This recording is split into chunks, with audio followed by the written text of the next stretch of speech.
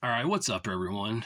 Uh, Today I have an interesting little video here, and I'm actually not going to go through all these magazines that are out here um, because there's just way too many. And you've already seen them if you went through my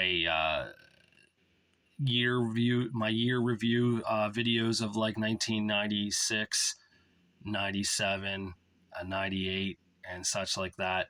So you can see all the magazines I have here in those videos. But what this is something interesting. So last night Zeke Zanzibar texted me.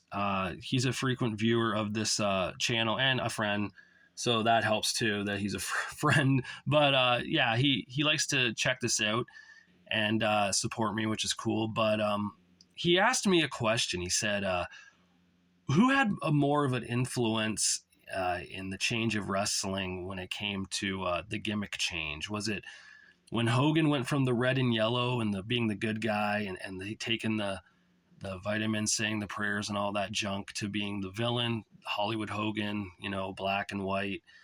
Or was it Steve Austin going from Stunning Steve, Ringmaster, to Stone Cold Steve Austin, the anti-authority guy, right? So I thought about that, and that was an interesting question. And then I thought, well, probably Hogan.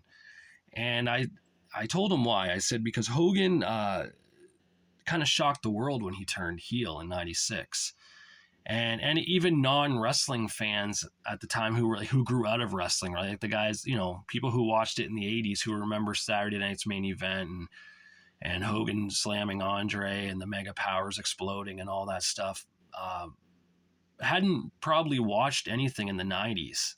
They kind of grew out of it, and they probably had no idea that Hogan was even in WCW, or maybe even what a WCW was. Right? We don't know. A lot of fans back in the day were just WWF fans because it was so heavily shown everywhere. So, with that being said, Hogan becoming a villain and a bad guy then shocked the world. It made fans tune back in. It made them watch WCW, and it really made WCW like the really most popular wrestling organization for 2 years or so, right? Like WCW was destroying the WWF. That's no lie. You can look back at the ratings, the stories, and then the history of that. WCW was dominating the WWF. But at the time when Hogan turned, he turned in July of '96 at Bash at the Beach. Just a few weeks earlier, Stone Cold Steve Austin really was born when he had that Austin 316 promo on Jake the Snake Roberts after winning King of the Ring. And that promo kind of like shook the world too in the WWF way, right? Like people who are watching WWF were like, whoa, what Steve Austin really, that was cool, like Stone Cold Austin 316, that's pretty neat. And of course, I even knew that when I heard that, I was like, Austin 316 is going to be a t-shirt before you know it. And it was. And I remember I jokingly said to friends back then, I said, they should make an Austin 316 shirt with like a skull on the back. They actually did do that. Only I think it was the smoking skull, right? I think it had smoke coming out of the eyes, but still, pretty cool. Pretty cool that I jokingly said that's what the shirt should be. And then it ended up actually being that. But I told Zeke, I said, if Hogan's heel turn didn't happen, if he didn't make WCW popular again, I don't know if Stone Cold Steve Austin would have ever gotten popular. And I know that's crazy to say, but just hear me out on this, okay? If no one's watching WCW, then no one's tuning into the WWF to see what's going on there. And if that's the case, no one has any eyes on Stone Cold Steve Austin. You know what I mean? Like you have to be watching the program to see what he's doing. And if no one's watching, you're not going to know. Stone Cold Steve Austin could have grown popular in 1996 with that Austin 316 promo if he had the fans there already. But the fans weren't there. Attendance was down. Ratings were down. Just wrestling in general in the early 90s was not good. It just kind of lost its flavor. It just wasn't enjoyable for most. The hardcore fans still watched, the dedicated fans. I was one of those hardcore dedicated fans. I loved it. I just loved wrestling. So it didn't matter if it wasn't the boom period of the 80s anymore. It didn't matter to me at all. It was still fun to watch. I enjoyed it every Saturday morning. I'd watch WWF Superstars. I'd watch WCW Worldwide. I'd try to catch the indie shows like IWCCW or USWA and such at night on different channels. But at the time, though, a lot of fans weren't watching it. When Hogan turned, that shocked the world. Fans wanted to watch it again. It got people talking. It just felt like new blood was put into wrestling again, because no one has ever seen Hulk Hogan as a bad guy before. Hogan was a bad guy back in the 70s and early 80s. I think he turned good in like maybe 81, 82 when he was in the AWA going after Nick Bockwinkel. But I was born in 1980, and a lot of the fans were born probably anywhere between 78 through to 83 or so. They're not going to remember Hogan being a bad guy at all, and unless you look back at it and see footage or read old magazines, you don't know that. So to see Hulk Hogan now as a villain, as Hollywood Hogan, was fresh. It was crazy. It was shocking. Having him there with Kevin Nash and Scott Hall, who wrestling fans at the time knew as Razor Ramon and Diesel, who were watching, like they were there too. This was crazy. So I don't know if Stone Cold Steve Austin would have caught on because of that. If you take away the NWO and Steve Austin still does his thing over in the WWF, I don't know if there would be the fan base watching. I just don't. Because back then, people were tuning into Nitro and Raw. They were going back and forth. If there was no Hogan heel turn, I don't know. I just don't know. Because WCW Nitro wasn't doing that good either before Hogan turned and before Hall and Nash came in. I mean, if you go back and watch those WCW shows, it was like Hogan and Savage against the Dungeon of Doom, right? You had Hogan and Savage weekly against guys like, and the Four Horsemen. It was like the Horsemen and the Dungeon of Doom teaming up to try to destroy Savage and Hogan, and of course the Booty Man, Brutus Beefcake, right? That's what was going on. So it's hard to say. I'm going to say Hogan had the bigger influence than Austin did. That's just my take. I like to hear what everyone else at home has to say about that as well, because I'm curious. Did you think Hogan had a better, a more influential turn in character, or was it Steve Austin? Now, with that being said, I went through the magazines from the first one, December 96. That was Hogan's first one as a villain. The red and yellow is gone. That was the one that's the black one right there, the black and white pretty much. There's no NWO shirt at the time because Hogan didn't have the shirts yet, but that is taken probably from around maybe the first Nitro or so after Hogan had turned. And of course, Steve Austin there in the first PWI, which is July 97, Hogan December 96, and then of course on the third batch over there is covers that had Hogan and Austin together on the cover at the same time.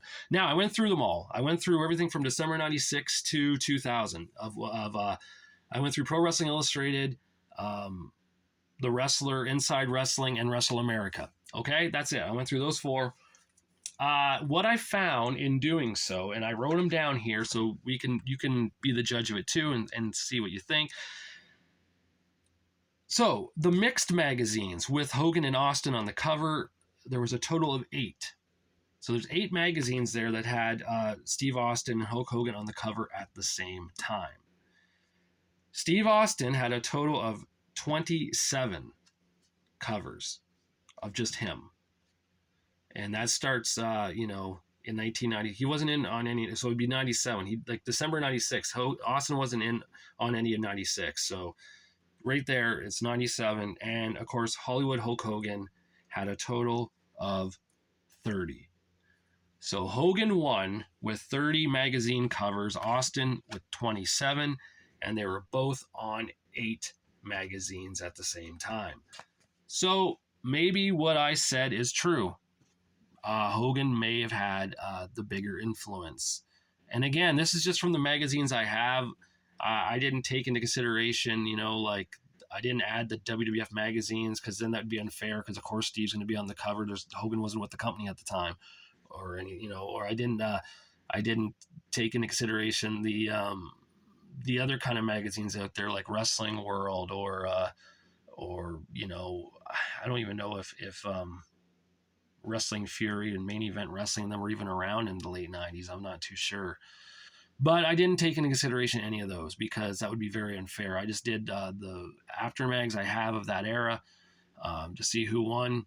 Hogan won. And by 3, 30, 27, and then 8 was the tie. So there you have it. Zeke Zanzibar, if you're watching this, I'm sure you are. I stand by what I said. Hulk Hogan had the bigger influence in the change of gimmick. He was on more magazine covers. Even by 3, it's still by more, right? It's still more magazine covers.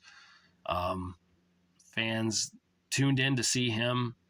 I don't know if fans would have tuned in to see Stone Cold Steve Austin on the WWF if they already weren't watching WCW at the time to see what was going on there. I just don't. Because, like I said, before Hogan turned, no one was tuning into either show. If you go back and look at the ratings in the old PWI magazines, they weren't that high. Maybe like 2.1 or 3.0 at the most, maybe. Maybe you'd be lucky to get a 4. And then that started to happen when Hogan turned. Fans were tuning in. More fans started watching the show. So I think that Hogan definitely had the more influential turn for a gimmick style to bring in viewers and change the wrestling industry. All right, there you have it then, folks. If you want to see all these magazine covers, go back and look in the library. I did ones for 96, 97, 98, like the whole year. Some of them are close to an hour long. Some are probably, I know they're all over 30 minutes, so it's going to take some time to go through them. But yeah, I don't really want to go through and show these again because you've already seen them probably. And it's just, especially if you watch the Hogan, I did a Hogan video of Hogan on the magazines. It's a 3-part series. So go through and check out that if you want to see the majority of the Hogan. I didn't even include all the Hogans in that because there's just so many that he was on the covers. I just did the ones that seemed the most influential and important at the time. But yeah, so there you have it, folks. Hulk Hogan gets my vote. I picked him as the most influential turn there for a gimmick's change to get noticed. Stone Cold Steve Austin was an amazing character. Like I said, I don't think fans would have tuned in if it wasn't for already tuning in to see what Hogan was doing with WCW. All right, everyone, thanks for watching. Give me your feedback. Let me know. Hogan, Austin, who had the better influential turn? I'd like to hear it. I'm having a blast interacting with you guys on things on this channel. It's been fun. It's cool that no one's really, being like, what's the word? Like mean or anything, you know what I mean? Like everyone's kind of open to subjectiveness when it comes to this and just having a blast talking about these magazines and wrestling in general. So until I do my next one, I will talk to you guys later.